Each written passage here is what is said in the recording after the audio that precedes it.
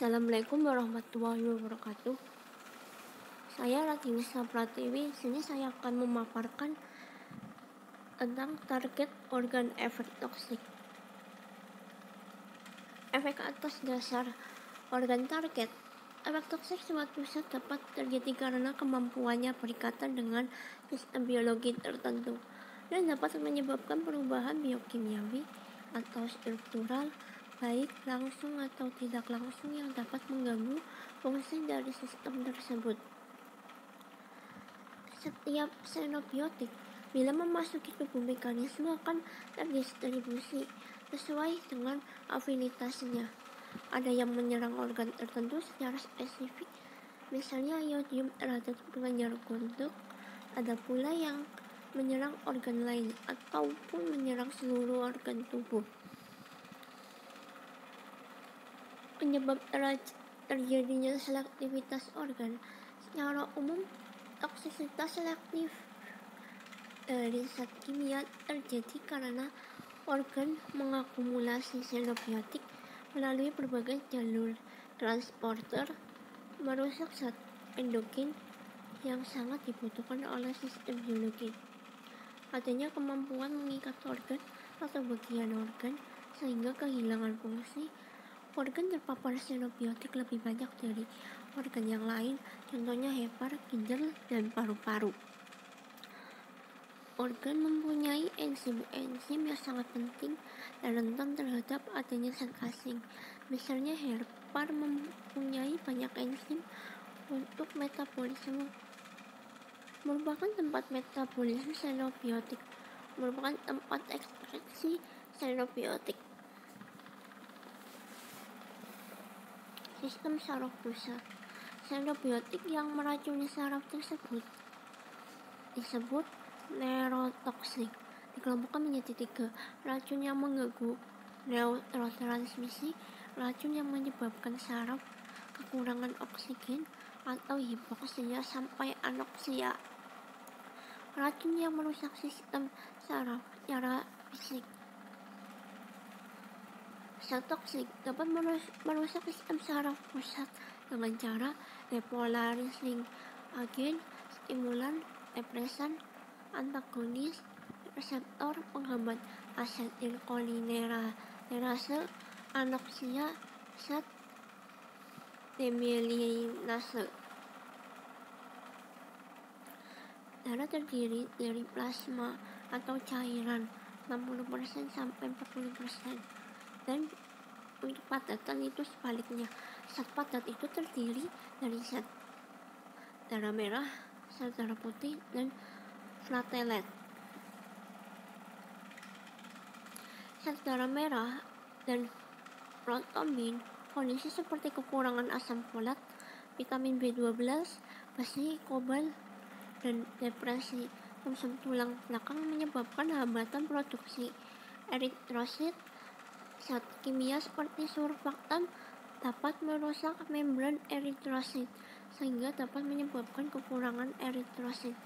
COHP, nitrit, nitrat, amin, aromatis, dan senyawa florat dapat mengoksidasi besi yang pada Hb membentuk methemoglobin.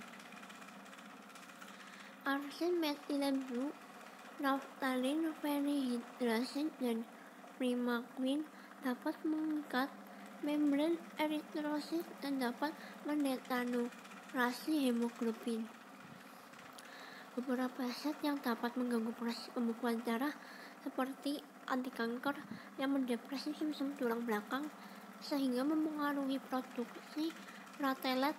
Warfarin mencegah pembentukan fibrin atau asam salisilat, mengurangi agresi trombosit.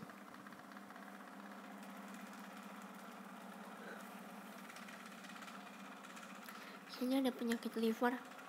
Hati merupakan organ terbesar di dalam tubuh manusia dan menerima semua hasil absorpsi usus lewat pembuluh darah balik dari usus yang akhirnya terkumpul dari satu vena besar disebut vena porta. Selain darah usus, dari usus Hati juga menerima tiarap balik dari ginjal dan tukai bawah.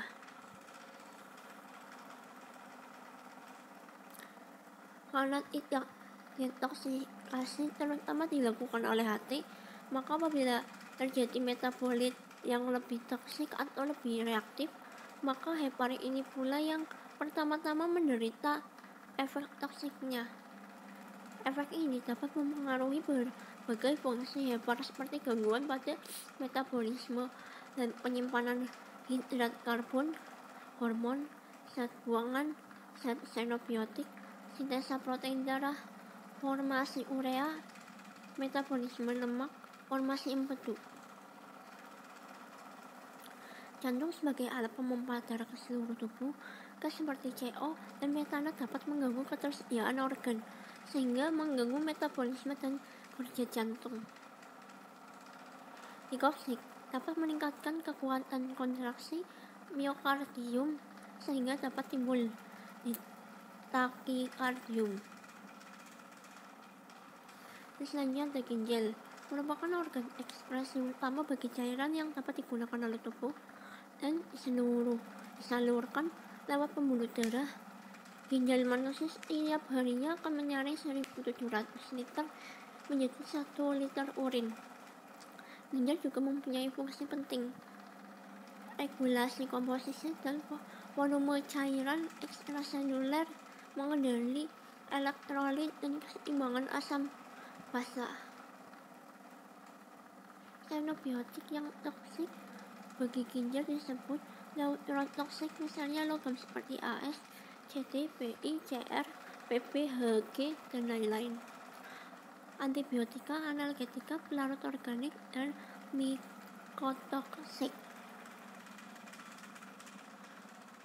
Nefrotoksikan primer merupakan yang merusak ginjal tanpa terjadinya bioaktivitas atau biotransformasi di dalam tubuh. Selanjutnya nefrotoksikan sekunder merusak ginjal sehingga mengalami biotransformasi menjadi spesies yang toksik.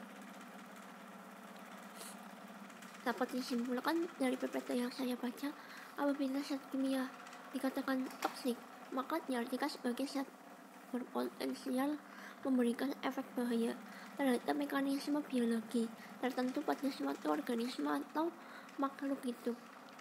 Yang selanjutnya, toksisitas selektif dari zat kimia terjadi karena organ mengakumulasi xenobiotik melalui berbagai jalur transporter, merusak zat endogen yang sangat dibutuhkan oleh sistem biologi, dan artinya kemampuan toksik mengikat organ atau bagian organ sehingga kehilangan fungsinya.